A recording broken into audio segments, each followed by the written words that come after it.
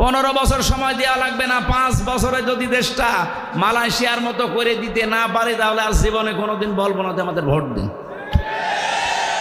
Malaysia এখন যিনি স্বরাষ্ট্রমন্ত্রীর দায়িত্বে আছেন, বাংলাদেশে যেমন ইসলামী ছাত্র শিবির আছে না, কথা বলেন না কেন, কেন্দ্রীয় সেক্রেটারি জেনারেলের নাম কি?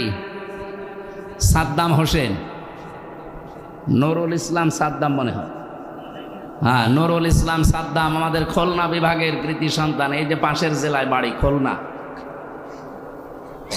ওখানে যিনি স্বরাষ্ট্রমন্ত্রীর দায়িত্বে আছেন উনি ওই দেশের ইসলামী ছাত্র শিবির তার কেন্দ্রীয় সেক্রেটারি জেনারেল ছিলেন, সে আছে এখন দায়িত্বে।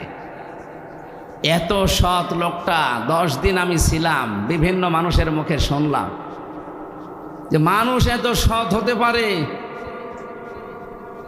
আমরাও চাই ইসলামী ছাত্র শিবির শুধু মালয়েশিয়া